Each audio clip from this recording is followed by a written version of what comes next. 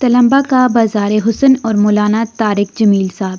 मियाँचनों से अब्दुल-हकीम जाते हुए रास्ते में तलंबा का एक तारीखी शहर नजर आता है। मुअर्रिखीन के मुताबिक तलंबा की तारीख इतनी ही पुरानी है जितनी हजरत इंसान की।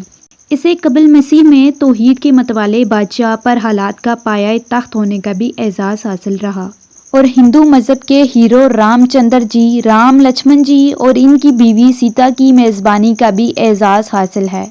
बस जब तलंबा के करीब से गुजरती है तो एक निहायत आलीशान इमारत नजर आती है।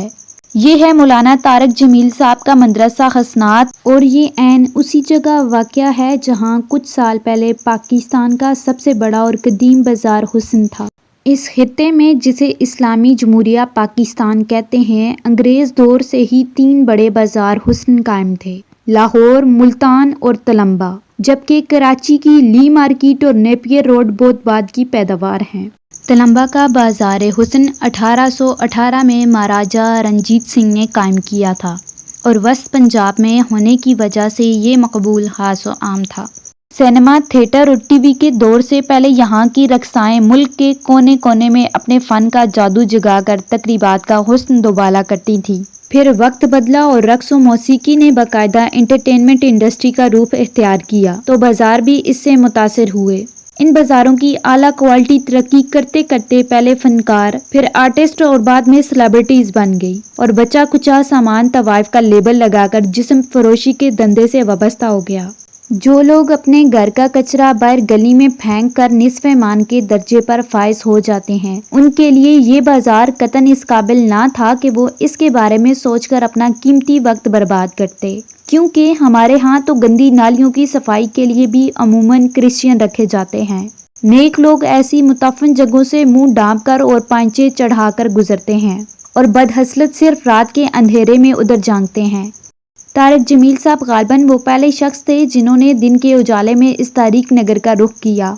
शुरू में मौलाना की ये कोशिश उनके मुताक़दीन को भी नागवार गुजरी। बाजार के करता दरताओं को भी इस पर एतराज़ हुआ, लेकिन मौलाना साहब का इस्तदलाल ये था कि दीन सीखना हर उस शख्स का हक है जिसने कलमा पढ़ रखा है। बाजार हुस्न से ताल्लुक़ रखने वाले चूँकि मुसलमान हैं, इसलिए उन्हें इस नेमत से महरूम नहीं किया जा सकता। मौलाना एक मुद्दत तक 400 घरों पर मुश्तमिल इस मोहल्ले में जाते और एक कोने में बैठकर दर्स कुरान देते रहे।